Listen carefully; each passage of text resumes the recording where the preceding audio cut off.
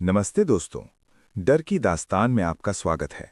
हमारी आज की कहानी दो दोस्तों के बारे में है जो ट्रेन से सफ़र करते समय एक रहस्यमय स्टेशन और डिब्बों में फंस जाते हैं, जहां रुके हुए लोग और ट्रेन का डर से वो कैसे बचते हैं। अंत में एक दोस्त कैसे वापस लौटता है और जिंदा रहकर दूसरों को चेतावनी देने वाला, याद रखने वाला बन जाता है। तो दोस्तों, आप लोग पहली बार मेरी चैनल पे आए हो तो वीडियो को लाइक करना न भूलें। तो शुरू करते हैं हमारी आज की कहानी। रात के 11 बज चुके थे। स्टेशन की पीली रोशनियां ऐसे कांप रही थीं जैसे उन्हें भी ठंड लग रही हो। प्लेटफॉर्म पर खड़ी ट्रेन किसी लंबे थके हुए जानवर की तरह लग रही थी, जो बस सीटी का इंतजार कर रहा हो। मैं और मेरा दोस्त बिना ज्यादा बोले आखिरी डिब्बे की तरफ बढ़े। हम दोनों ने जानबूझकर वही डिब्बा चुना था। कम भीड़, ज्यादा सुकून। लेकिन जैसे ही हमने अंदर कदम रखा, मुझे महसूस हुआ कि ये सुकून नहीं, बल्कि किसी और चीज की शुरुआत है। डिब्बे के अंदर हवा अजीब तरह से ठंडी थी। एसी नहीं था, फिर भी रोंगटे खड़े हो गए। कुल मिलाकर 5 यात्री थे। सब चुप, सब अपने अपने खोल में बंद। कोई मोबाइल घूर रहा था, कोई खिड़की से बाहर अंधेरे को, और कोई ऐसे बैठा था जैसे वो यहां मौजूद ही नहीं। ट्रेन ने लंबी सीटी दी और झटके के साथ चल पड़ी। खिड़की के बाहर स्टेशन पीछे छूटने लगा। लाइटें एक एक कर बुझती चली गईं। मेरे दोस्त ने फुसफुसा कर कहा, तुम्हें भी लग रहा है कि ये डिब्बा कुछ ज्यादा ही शांत है? मैंने हाँ में सिर हिलाया। आमतौर पर ट्रेन में चाय वाले की आवाज, लोगों की बातें, बच्चों का शोर होता है। यहां सिर्फ पहियों की आवाज थी, धक धक, जैसे किसी बूढ़े दिल की थकी हुई धड़कन। मेरी नज़र सामने वाली सीट पर बैठे आदमी पर गई। वो लगातार खिड़की से बाहर देख रहा था। उसकी पलकें तक नहीं झपक रही थीं। तभी उसने बिना हमारी ओर देखे कहा, इस रास्ते पर रात में बाहर मत देखा करो। मेरे शरीर में सिहरन दौड़ गई। क्यों? मेरे मुंह से अनायास निकल गया। उसने अब मेरी तरफ देखा। उसकी आंखें गहरी और बेजान थीं। क्योंकि जो बाहर है वो अंदर आ जाता है।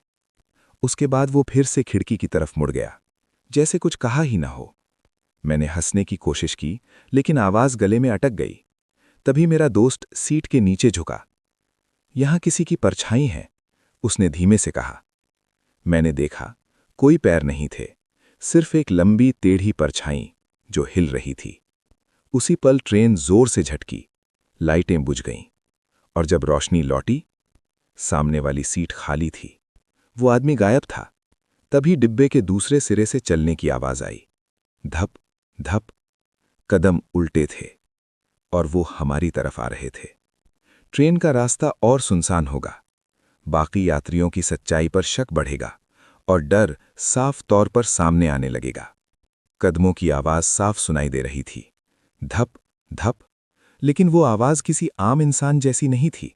उसमें एक अजीब सा ठहराव था, जैसे चलने वाला हर कदम सोच समझ कर रख रहा हो, या जैसे वो चलना नहीं बल्कि किसी नियम को निभा रहा हो। मैं और मेरा दोस्त अपनी अपनी सीटों से चिपक गए। डिब्बे की बत्तियां जल रही थीं, लेकिन रोशनी कम लग रही थी, मानो अंधेरा उसे निगल रहा हो। कोई मजाक कर रहा है क्या? मैंने धीमे से पूछा। मेरे दोस्त ने सिर हिलाया। उसका चेहरा पीला पड़ चुका था। अगर मजाक है तो बहुत गलत जगह पर है। कदमों की आवाज अब करीब आ चुकी थी, लेकिन दिख अब भी कुछ नहीं रहा था। डिब्बे की आखिरी सीट, जो कुछ देर पहले खाली थी, अचानक चरमराई, जैसे कोई वहां बैठ गया हो। मैंने हिम्मत करके उधर देखा। सीट पर कोई नहीं था, लेकिन सीट का गद्दा अंदर की तरफ धंसा हुआ था, जैसे किसी भारी चीज का वजन उस पर पड़ा हो। मेरी सांस तेज हो गई। ये हो नहीं सकता। उसी पल सामने वाली बर्थ के ऊपर से किसी के खिसकने की आवाज आई, सर। मैंने ऊपर देखा। ऊपरी बर्थ पर एक और यात्री लेटा था, एक बूढ़ी औरत, सफेद साड़ी, आंखें बंद। मैंने राहत की सांस ली, लेकिन तभी उसकी आंखें खुल गईं, सीधे मेरी तरफ। उन आंखों में नींद नहीं थी, डर भी नहीं था, बस पहचान थी, जैसे वो हमें पहले से जानती हो। उसने बिना होंठ हिलाए कहा, तुम दोनों को यहां नहीं चढ़ना चाहिए था। मेरे दोस्त ने हड़बड़ाकर पूछा, क्यों? ये ट्रेन, ये रास्ता? औरत ने धीरे से सिर घुमाया, खिड़की की तरफ। बाहर घुप अंधेरा था। ये रास्ता जिंदा लोगों के लिए छोटा है और मरे हुओं के लिए बहुत लंबा। मेरे गले से आवाज नहीं निकली। मैंने महसूस किया कि ट्रेन की गति कम हो रही है। अगला स्टेशन? मैंने खुद से पूछा। लेकिन बाहर कोई प्लेटफॉर्म नहीं दिखा, कोई लाइट नहीं, सिर्फ पेड़, काले, टेढ़े, एक दूसरे में उलझे हुए। ट्रेन रुक गई। पूरे डिब्बे में एक अजीब सी खामोशी फैल गई। एसी नहीं, फिर भी ठंड और बढ़ गई। दरवाजा मत खोलना, बूढ़ी औरत ने अचानक सख्त आवाज में कहा। छक! लेकिन दरवाजा अपने आप खुल गया। बाहर स्टेशन नहीं था, मिट्टी थी, धुंध थी, और दूर कहीं एक जली हुई लालटेन हिल रही थी। डिब्बे के बाकी यात्री, जो अब तक चुप थे, एक एक करके खड़े होने लगे। उनके चेहरे अब साफ दिख रहे थे। कोई चेहरा आधा जला हुआ था, किसी की गर्दन टेढ़ी थी, किसी के पैर जमीन को छू ही नहीं रहे थे। मेरे दोस्त की उंगलियां मेरी कलाई में गड़ गईं। ये लोग यात्री नहीं हैं, बूढ़ी औरत बोली। ये पहुंचने वाले हैं। एक एक कर वो सब दरवाजे की तरफ बढ़ने लगे, उल्टे कदमों से। धप धप। जैसे ही आखिरी यात्री नीचे उतरा, उसने पलटकर हमारी तरफ देखा। उसकी आंखें बिल्कुल खाली थीं। अब बारी तुम्हारी है, उसने फुसफुसाया। मैंने जोर से चिल्लाना चाहा, लेकिन आवाज नहीं निकली। ट्रेन अचानक फिर से चल पड़ी। दरवाजा जोर से बंद हो गया। हम दोनों सीट पर ढह गए। हम बचे कैसे? मेरे दोस्त ने कांपती आवाज में पूछा। बूढ़ी औरत ने हमारी तरफ देखा। अब उसके चेहरे पर हल्की मुस्कान थी। अभी नहीं पहुंचे, लेकिन सफर शुरू हो चुका है। और तभी मेरे मोबाइल पर एक नोटिफिकेशन आया। अगला स्टेशन खाली। मोबाइल की स्क्रीन अब भी जल रही थी। अगला स्टेशन खाली जगह, जैसे किसी ने जानबूझकर नाम मिटा दिया हो। मैंने स्क्रीन बंद कर दी, लेकिन मन में उठी बेचैनी बंद नहीं हुई। ट्रेन दोबारा अपनी रफ्तार पकड़ चुकी थी, पर पहियों की आवाज अब अलग लग रही थी। पहले जहां धक धक थी, अब ऐसा लग रहा था जैसे कोई बहुत धीमे से गिनती कर रहा हो। मेरे दोस्त ने चारों तरफ देखा। डिब्बा लगभग खाली हो चुका था। जो यात्री पहले थे, उनमें से ज्यादातर उतर चुके थे या शायद गायब हो चुके थे। सिर्फ हम दोनों और वो बूढ़ी औरत। वो अब भी ऊपर की बर्थ पर बैठी थी, सीधे, बिना हिले। उसकी आंखें खिड़की पर जमी थीं। यह सब क्या था? मैंने आखिरकार पूछा। वो लोग, वो स्टेशन, ये ट्रेन? औरत ने धीरे से मेरी तरफ देखा। तुमने टिकट देखा? उसने उल्टा सवाल किया। मैंने जेब टटोली, टिकट निकालकर देखा। वही नंबर, वही तारीख, लेकिन स्टेशन का नाम, वो भी गायब था। सिर्फ एक लाइन थी, एक तरफा यात्रा। मेरे दोस्त के मुंह से गाली निकलते निकलते रह गई। यह कोई मजाक नहीं हो सकता। नहीं, बूढ़ी औरत बोली, यह गलती है। किसकी? मैंने पूछा। उसकी आवाज फुसफुसाहट में बदल गई। तुम दोनों की। ट्रेन अचानक सुरंग में घुस गई। पूरा डिब्बा अंधेरे में डूब गया। लाइटें नगी बुझी थीं, फिर भी कुछ दिखाई नहीं दे रहा था। मुझे लगा जैसे अंधेरा गाढ़ा हो गया हो, ठोस, भारी। कान के पास किसी के सांस लेने की आवाज आई। मैंने झटके से गर्दन घुमाई। कोई नहीं, लेकिन मेरे दोस्त की आंखें फैल चुकी थीं। वो सामने की खाली सीट को देख रहा था। वो फिर आ गया, उसने कहा। मैंने देखा, वही आदमी जो सबसे पहले गायब हुआ था। वो सीट पर बैठा था, लेकिन अब उसका शरीर ठीक नहीं था। उसकी गर्दन जरूरत से ज्यादा लंबी लग रही थी, हाथ घुटनों तक पहुंच रहे थे, और आंखें अब पूरी तरह काली नहीं थीं। उनमें रोशनी थी, पीली, मरी हुई रोशनी। स्टेशन आने वाला है, उसने मुस्कुराते हुए कहा। तैयार रहो। हम नहीं उतरेंगे, मैंने जोर से कहा। वो हंसा। हंसी नहीं, जैसे हड्डियां रगड़ाई जा रही हों। उतरना या ना उतरना, ये अब तुम तय नहीं करते। सुरंग खत्म हुई। बाहर एक स्टेशन था। न कोई बोर्ड, न कोई नाम, सिर्फ टूटी हुई छत, झूलती ट्यूबलाइटें और प्लेटफॉर्म पर खड़े लोग। बहुत सारे लोग। सब बिना हिले खड़े थे। सबकी गर्दनें एक ही दिशा में मुड़ी हुई थीं, हमारी तरफ। ट्रेन रुक गई। दरवाजे खुल गए। ठंडी हवा का एक तेज झोंका अंदर आया, जिसमें सड़ी हुई मिट्टी और धुएं की बदबू थी। बूढ़ी औरत नीचे उतरी। उतरने से पहले उसने हमें देखा। अगर बचना है तो याद रखना, पीछे मत देखना। और वो प्लेटफॉर्म की भीड़ में खो गई। मेरे दोस्त ने मेरी बाजू पकड़ ली। हम क्या करें? मैं कुछ बोल पाता उससे पहले ही एक सीटी बजी। प्लेटफॉर्म पर खड़े सारे लोग एक साथ हिलने लगे, धीरे, हमारी तरफ। उनके कदम उल्टे थे। और तभी मुझे एहसास हुआ, ये स्टेशन हमारे लिए नहीं बना था। यहां से लौटने की कोई ट्रेन नहीं थी। स्टेशन पर कदम रखते ही मुझे लगा जैसे मैंने किसी दूसरी ही दुनिया में पैर रख दिया हो। जमीन ठंडी नहीं थी, फिर भी पैरों के नीचे से एक सिहरन ऊपर चढ़ती चली गई। प्लेटफॉर्म की मिट्टी सूखी थी, लेकिन उस पर पैरों के निशान उभरे हुए थे, पुराने, बहुत पुराने। ट्रेन हमारे पीछे दरवाजे बंद करके खड़ी थी। उसके डिब्बे अब पहले जैसे नहीं दिख रहे थे। रंग उखड़ा हुआ, खिड़कियां धुंधली, जैसे सालों से किसी ने साफ न की हों। ये वही ट्रेन है? मेरे दोस्त ने पूछा। मैंने जवाब नहीं दिया, क्योंकि मेरे सामने खड़ी चीज ट्रेन कम किसी मरे हुए जानवर का कंकाल ज्यादा लग रही थी। प्लेटफॉर्म पर खड़े लोग अब साफ दिख रहे थे। उनके चेहरे अधूरे थे।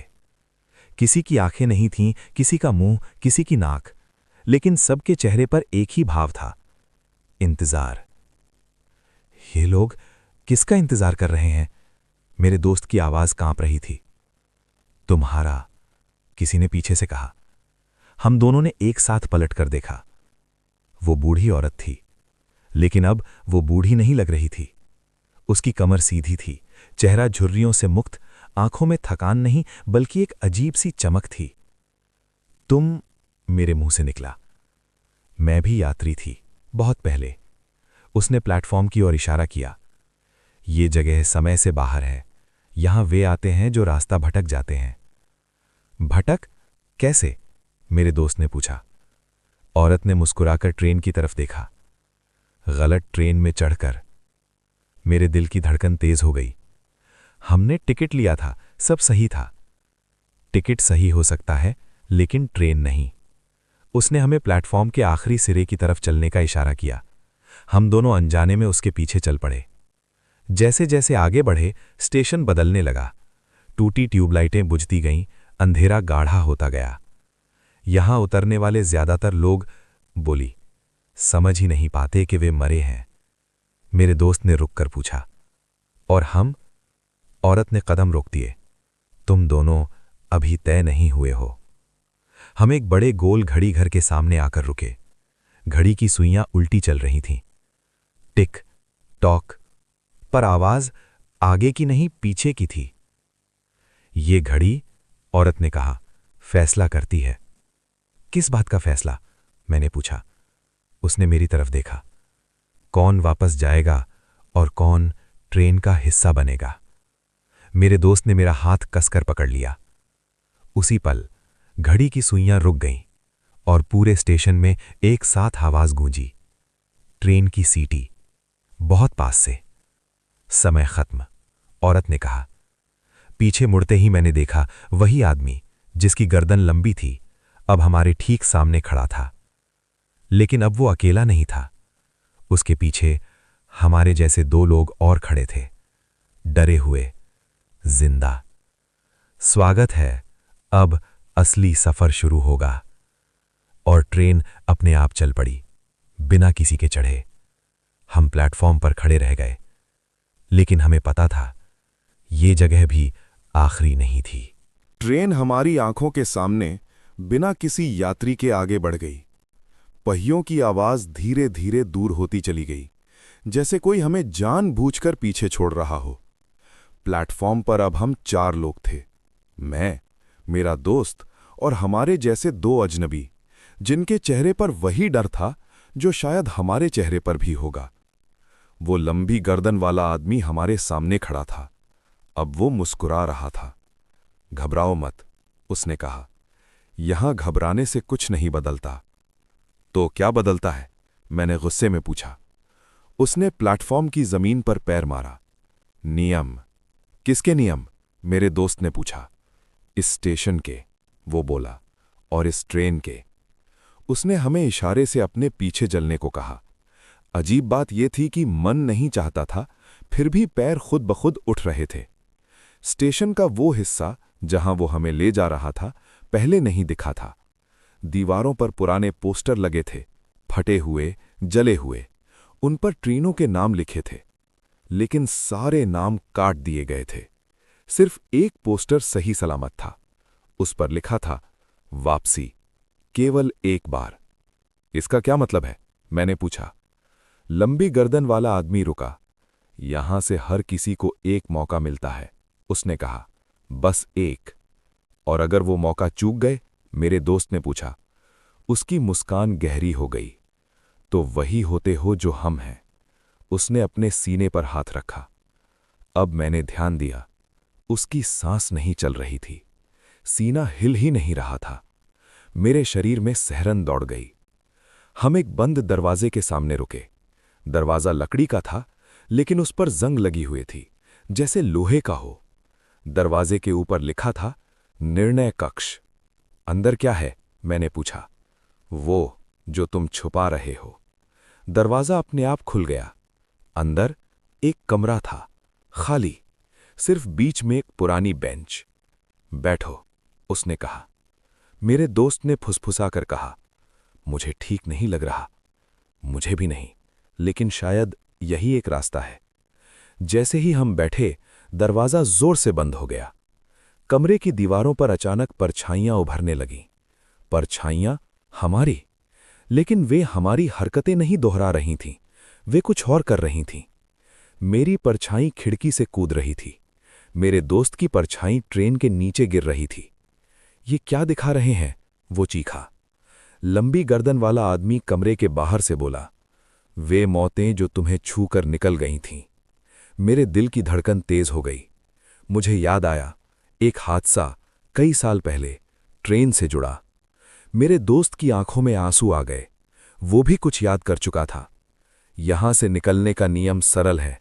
बाहर से आवाज आई, एक जाएगा, एक रहेगा। कमरे में सन्नाटा छा गया। क्या मतलब? मैंने चिल्लाकर पूछा। मतलब? वो बोला, तुम दोनों में से किसी एक को इस स्टेशन का हिस्सा बनना होगा। मेरे दोस्त ने मेरी तरफ देखा।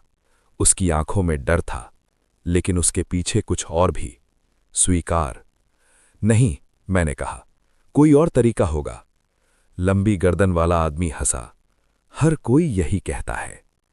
कमरे की दीवारें धीरे धीरे पास आने लगीं, और उसी पल मुझे एहसास हुआ, ये जगह हमें मारने नहीं आई थी, ये हमसे कीमत लेने आई थी।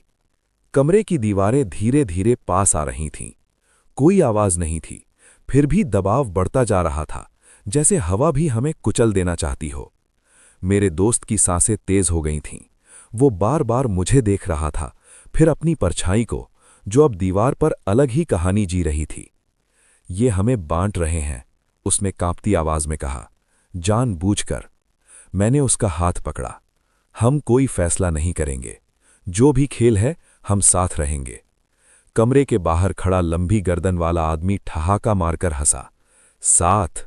यहां साथ कोई नहीं आता। अचानक कमरे की बेंच हिलने लगी। लकड़ी चरमराई और बीच से टूट गई। फर्श पर एक रेखा उभरी, सीधी, गहरी। इस रेखा के इस पार वापसी की संभावना है, बाहर से आवाज आई। और उस पार ड्यूटी, ट्रेन की। मेरे दोस्त ने रेखा को देखा, फिर मुझे। तुम जाओ, उसने अचानक कहा। मैं चौंक गया। क्या बकवास कर रहे हो? उसकी आंखें लाल थीं, लेकिन आवाज स्थिर। मैं जानता हूं, मैंने देखा है। मेरी परछाई क्या दिखा रही थी? वो सिर्फ डर है, मैंने कहा। उसने सिर हिलाया। नहीं, वो याद है, और कुछ यादें इंसान को वापस नहीं जाने देती।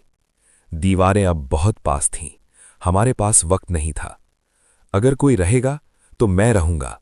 लंबी गर्दन वाला आदमी चुप हो गया। शायद उसे ये उम्मीद नहीं थी। क्यों? उसने पूछा। मैंने जवाब नहीं दिया। शायद इसलिए क्योंकि कुछ सवालों का जवाब नियमों में नहीं होता। अचानक कमरे में तेज हवा चली, परछाइयां कांपने लगीं, और तभी घड़ी की वही आवाज गूंजी, टिक टॉक।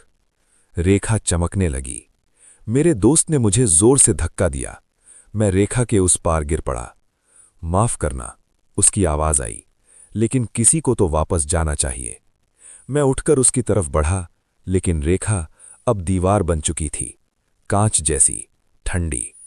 उसने मेरी तरफ देखा, पहली बार मुस्कुराया। याद रखना, पीछे मत देखना। कमरे की दीवारें रुक गईं। लंबी गर्दन वाला आदमी मेरे पास आया। फैसला हो गया, उसने कहा। मेरे दोस्त के पीछे स्टेशन का अंधेरा खुल गया और वो उसमें समा गया। अगले ही पल मैं फिर से ट्रेन में था, अकेला। सीट के सामने एक टिकट रखा था। इस बार स्टेशन का नाम लिखा था, वापसी। ट्रेन चल पड़ी और मैं जानता था ये सफ़र ख़त्म नहीं हुआ है, क्योंकि जो एक बार इस ट्रेन से उतरता है वो कभी पूरी तरह लौटता नहीं। मेरी आंखें खुलीं तो सबसे पहले छत दिखी, वही पुरानी पीली ट्रेन की छत। पंखा घूम रहा था, धीरे, थका हुआ। कुछ पल मुझे लगा शायद सब सपना था, लेकिन फिर दिल के भीतर उठती वो भारी टीस उसने याद दिला दिया कि सपना इतना दर्दनाक नहीं होता। मैं अकेला था, वही सीट, वही डिब्बा, लेकिन अब सब कुछ बदला हुआ था।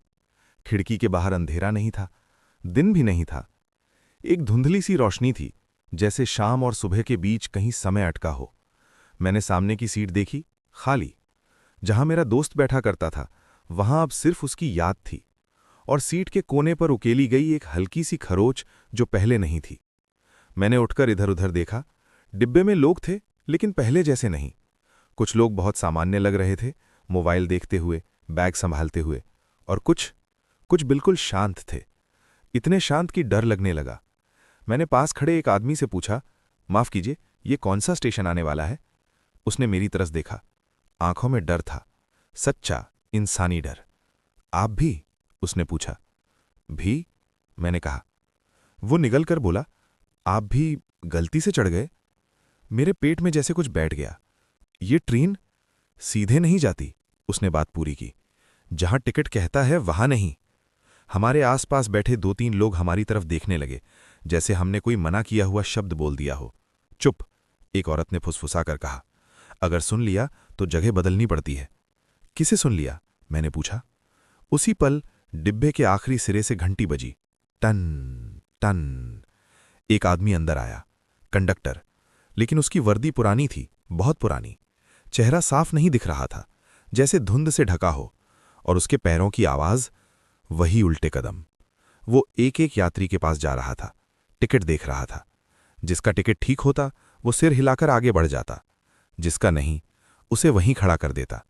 मैंने देखा, एक लड़की रो रही थी, एक आदमी हाथ जोड़ रहा था, लेकिन कंडक्टर के चेहरे पर कोई भाव नहीं था। वो मेरे सामने आकर रुका। टिकट, उसने कहा।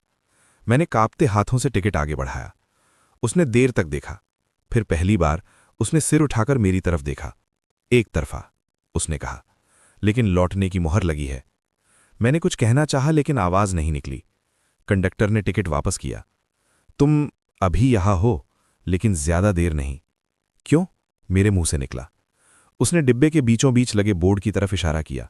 मैंने देखा, उस पर लिखा था, डिब्बा 3, जीवित यात्री। नीचे छोटे अक्षरों में, अगले डिब्बे में समय लागू नहीं होता। मेरे रोंगटे खड़े हो गए। और मेरा दोस्त? मैंने धीरे से पूछा। जो यहां से नहीं लौटा? कंडक्टर ने कुछ नहीं कहा, बस अगला डिब्बा दिखाया, और तभी ट्रेन ने सीटी दी। एक अजीब सी सीटी, जैसे कोई बुला रहा हो। डिब्बे के बीच का दरवाजा अपने आप खुल गया। उस पार अंधेरा नहीं था, बल्कि बहुत ज्यादा रोशनी थी, और मुझे समझ आ गया, अगर आगे बढ़ा तो मैं सिर्फ यात्री नहीं रहूंगा। दरवाजा खुला था।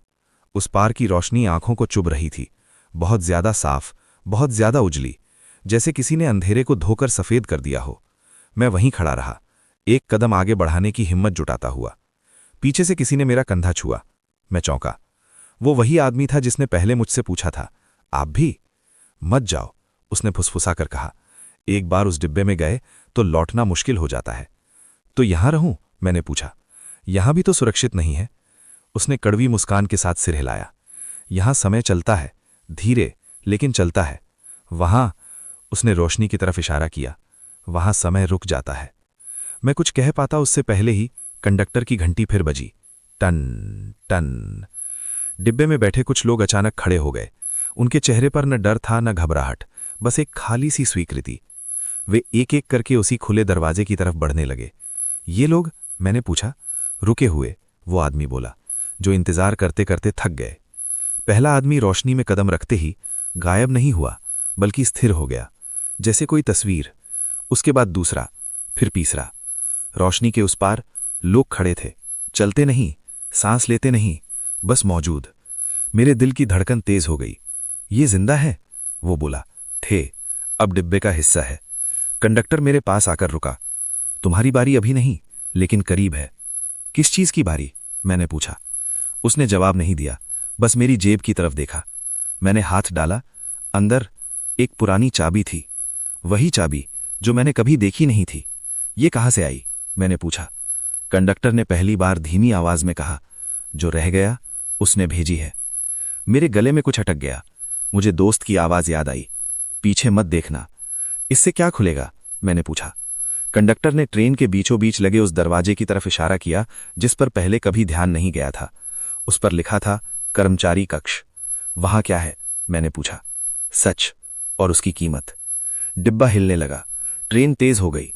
रोशनी वाला दरवाजा अपने आप बंद हो गया। रुके हुए लोग वहीं रह गए। मैं अकेला रह गया, चाबी हाथ में और सामने वो दरवाजा। पीछे से वही आदमी बोला, अगर तुम अंदर गए तो शायद लौट आओ, और अगर नहीं गए, उसने मेरी आंखों में देखा, तो यहीं रह जाओगे, चलते हुए भी रुके हुए। मैंने गहरी सांस ली और दरवाजे की तरफ बढ़ गया। चाबी ताले में डाली। क्लिक। दरवाजा खुल गया और अंदर ट्रेन की आवाज बंद हो गई। दरवाजा बंद होते ही बाहर की सारी आवाजें कट गईं। न पहियों की धक-धक, न हवा की सिसकारी, जैसे किसी ने ट्रेन को म्यूट कर दिया हो। कमरा बड़ा नहीं था, लेकिन गहरा था। दीवारों पर पुराने नक्शे टंगे थे, रेलवे लाइनें, स्टेशन, रास्ते, लेकिन सब अधूरे। कुछ लाइनें अचानक हवा में ही खत्म हो जाती थीं। कुछ स्टेशन गोल घेरे में बंद थे, जैसे उन पर कभी क्रॉस लगाया गया हो। बीच में एक मेज थी, लकड़ी की। उस पर एक मोटी रजिस्टर रखी थी। मैंने कांपते हाथों से उसे खोला। पहले पन्ने पर लिखा था, ट्रांजिट सूची। नीचे नाम थे, सैकड़ों, हजारों। हर नाम के सामने 3 कॉलम, चढ़ा, उतरा, रुका। मैं पन्ने पलटता गया। कई जगह उतरा के आगे तारीख थी, कई जगह रुका के आगे कुछ भी नहीं। और फिर एक जाना पहचाना नाम, मेरे दोस्त का। रुका वाले कॉलम में मेरे सीने में कुछ कस गया, लेकिन वो नाम कटा हुआ नहीं था, मिटा हुआ नहीं था, सिर्फ रुका हुआ। तो तुम यहां तक आ ही गए? मैंने सिर उठाया। वो लंबी गर्दन वाला आदमी सामने खड़ा था, लेकिन अब वो वैसा नहीं दिख रहा था।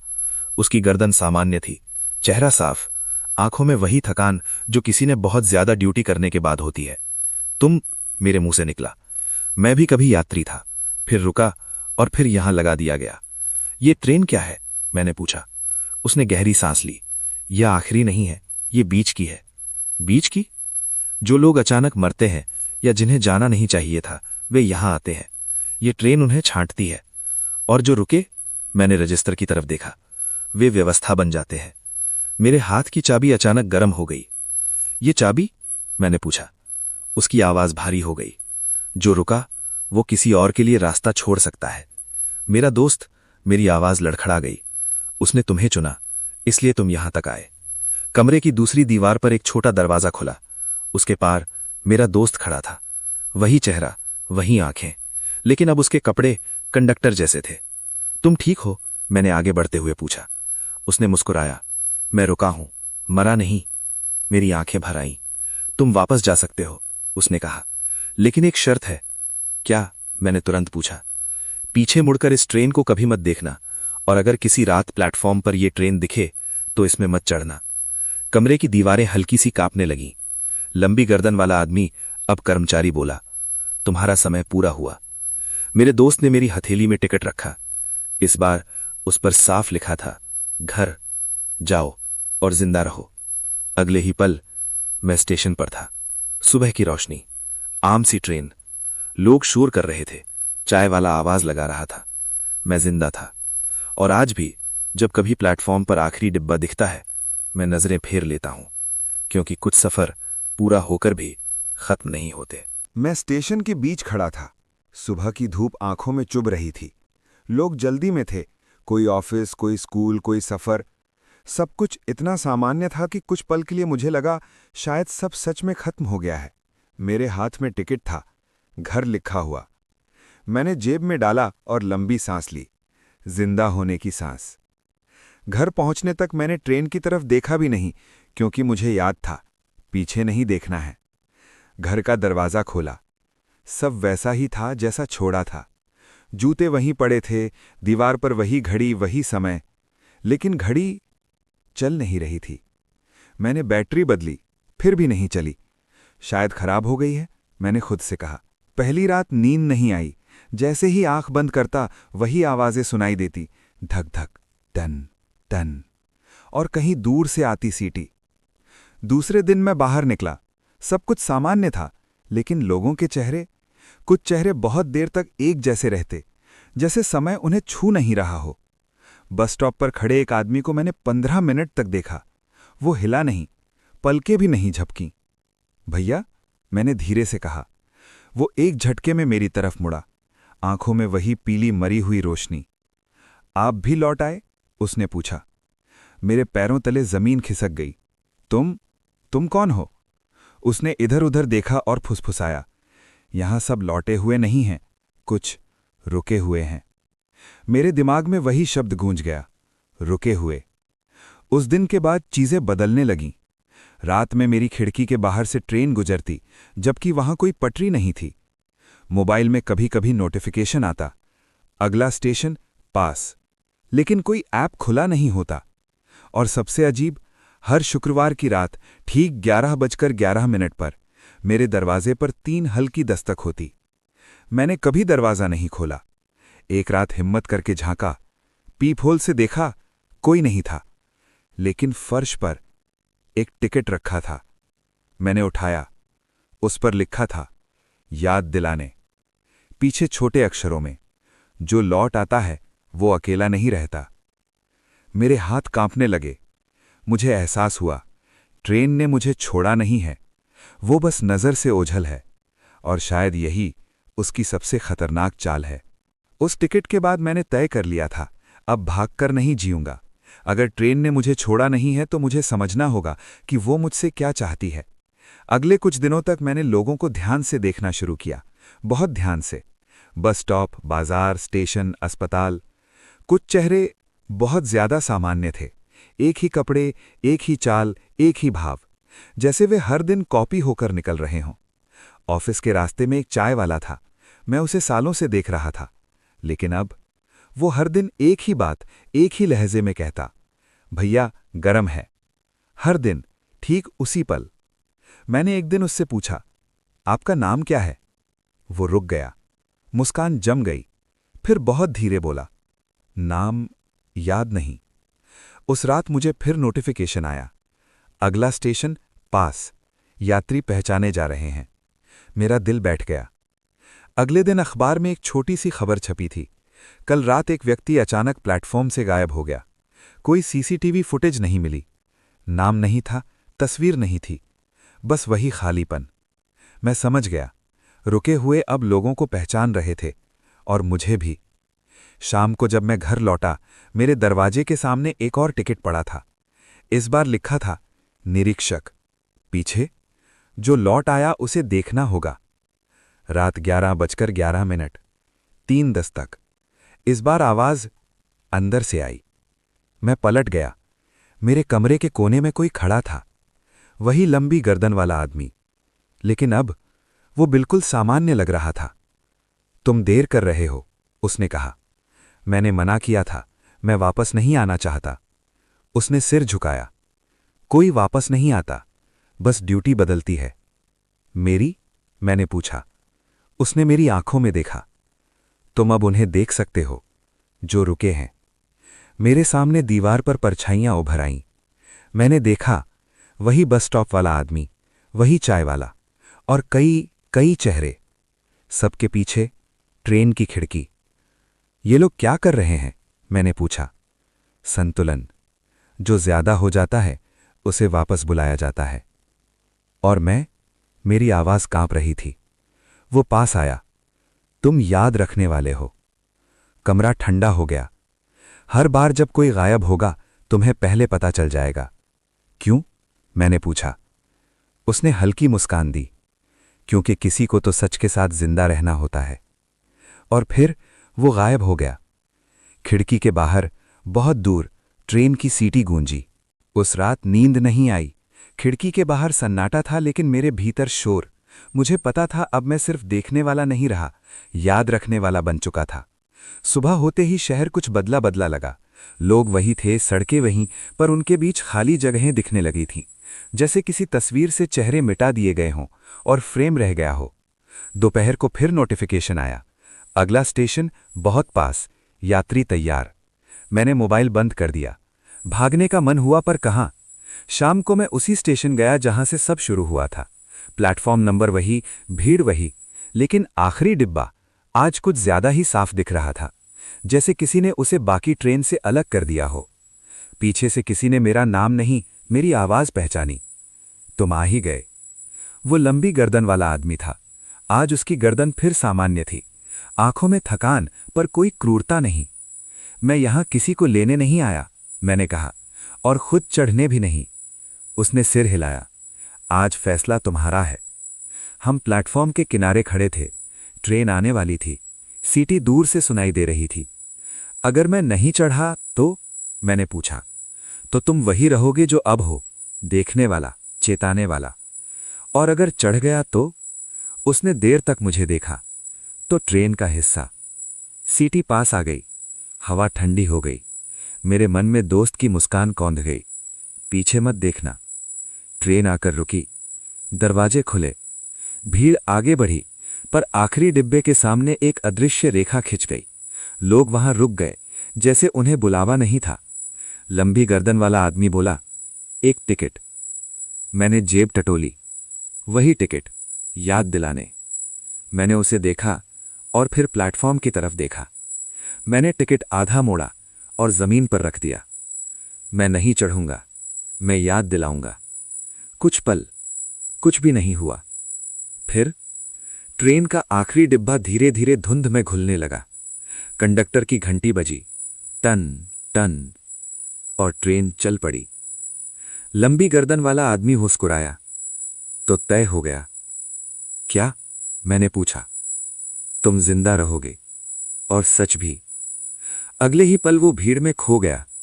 मैं प्लेटफॉर्म पर खड़ा रह गया, सीने में अजीब सी शांति के साथ। फोन की स्क्रीन जली। अगला स्टेशन, स्थिति स्थगित। मैंने गहरी सांस ली। ट्रेन आज नहीं आई, और शायद कल भी नहीं। ट्रेन के चले जाने के बाद प्लेटफॉर्म अचानक बहुत बड़ा लगने लगा, जैसे भीड़ हटते ही जगह का असली आकार दिख जाता है। मैं वहीं खड़ा रहा काफी देर तक, ये पक्का करने के लिए कि आखिरी डिब्बा सच में गायब हो चुका है। घर लौटते समय रास्ते में एक अजीब सी हल्कापन था। डर अब लगातार मेरे साथ नहीं था, बल्कि कहीं पीछे नजर से बाहर खड़ा था, जैसे कोई कह रहा हो, मैं यहीं हूं लेकिन अभी नहीं। उस रात ठीक 11:11 पर दस्तक नहीं हुई। खामोशी थी, और उसी खामोशी में मुझे पहली बार चैन की नींद आई। अगले कुछ दिनों में मैंने नोटिस किया, जो लोग रुके हुए थे वे दिखना कम हो गए। बस स्टॉप वाला आदमी अब नहीं था। चाय वाले की दुकान बंद पड़ी थी। अखबार में फिर एक छोटी खबर आई, पिछले हफ्ते गायब हुए लोगों का कोई सुराग नहीं। मुझे पहले से पता था, और यही कीमत थी, जानना लेकिन बोल ना पाना। एक शाम मोबाइल फिर जला। स्थिति अपडेट, याद रखने वाला सक्रिय, हस्तक्षेप न्यूनतम रखें। मैंने स्क्रीन लॉक कर दी। अब समझ आ गया था, मुझे किसी को बचाने नहीं भेजा गया है, मुझे चेतावनी बनने को कहा गया है। उस रात मैंने पहली बार अपने दोस्त के बारे में खुलकर सोचा। दर्द आया, लेकिन टूटा नहीं, क्योंकि मैं जानता था वो मरा नहीं है, वो रुका है, और शायद किसी और को रास्ता दिखा रहा है। मैंने अपनी खिड़की खोली। दूर कहीं, बहुत दूर सीटी की हल्की सी आवाज आई। मैंने पीछे नहीं देखा। मैंने बस इतना कहा, मैं याद रखूंगा। और पहली बार मुझे लगा ट्रेन ने ये सुन लिया है। उसके बाद कई हफ्ते शांति रही, इतनी शांति कि डरने का मन भी नहीं करता था। मैं काम पर जाता, लौटता, लोगों के बीच रहता, पर भीतर कहीं एक हल्की सी घंटी हर समय तैयार रहती। एक शाम मेट्रो स्टेशन पर मैं प्लेटफॉर्म के पास खड़ा था। ये वही स्टेशन नहीं था, लेकिन वही एहसास था। भीड़ में 2 लड़के थे, 2 दोस्त, हंसते हुए बैग कंधे पर डाले। एक ने दूसरे से कहा, रात की ट्रेन में मजा आएगा। मेरे पेट में अजीब सी ऐंठन हुई। घड़ी पर नजर गई, 11:07। मैंने उन्हें देखा। उनके पीछे की परछाइयां थोड़ी लंबी थीं। मोबाइल अपने आप वाइब्रेट हुआ। संभावित यात्री पहचान, हस्तक्षेप अनुमत। पहली बार। मैंने कदम बढ़ाया, दिल तेज धड़क रहा था। सुनो, मैंने कहा, अगर आखिरी डिब्बे में कोई बुलाए तो पीछे मत देखना। वे रुके। एक हंसा, भाई हॉरर फिल्म देखी है क्या? मैंने उसकी आंखों में देखा, मैं सच कह रहा हूं। दूसरे की हंसी रुक गई। वो मुझे ध्यान से देखने लगा, जैसे कुछ पहचान रहा हो। चल यार, पहला बोला, लेट हो रहे हैं। वे आगे बढ़ गए। घड़ी 11:11। दूर से ट्रेन की सीटी आई। मेरे फोन पर आखिरी मैसेज चमका। चेतावनी दी गई, परिणाम यात्री पर निर्भर। ट्रेन आ गई, भीड़ चढ़ने लगी। मैं प्लेटफॉर्म के किनारे खड़ा रहा। दिल भारी था, पर हाथ हल्के। ट्रेन चली गई। कुछ देर बाद भीड़ छटी। मैंने आखिरी डिब्बे की तरफ देखा, वो आज भी दिख रहा था। मोबाइल शांत हो गया। मैं समझ गया, याद रखने वाला बनना मतलब यही है। हर किसी को बचा पाना नहीं, लेकिन हर किसी को चेतावनी देना। मैंने गहरी सांस ली, और पहली बार मुझे डर नहीं लगा। उस रात घर लौटते समय मैंने महसूस किया कि डर अब पीछा नहीं कर रहा था, वो बस साथ चल रहा था, एक छाया की तरह जिसे मैं पहचानता था। मैंने तय किया कि अब भागूंगा नहीं, न स्टेशन से, न लोगों से, न उस ट्रेन से जो कभी भी दिख सकती थी, क्योंकि भागने वाले अक्सर पहले बुलाए जाते हैं। कुछ दिनों बाद खबर आई, रात की ट्रेन में सफर कर रहे 2 युवक सुरक्षित अपने गंतव्य पर पहुंच गए। मेरे हाथ रुक गए, दिल हल्का हो गया। फोन एक बार फिर जला, आखिरी बार। स्थिति संतुलन, याद रखने वाला स्थायी, कोई अगला स्टेशन निर्धारित नहीं। मैं समझ गया, अब बुलावा तभी आएगा जब जरूरी होगा। मैंने अपनी खिड़की से बाहर देखा। शहर सो रहा था। दूर कहीं कोई सीटी नहीं थी, कोई दस्तक नहीं, कोई टिकट नहीं। मैंने पहली बार मुस्कुराकर कहा, मैं यहीं हूं।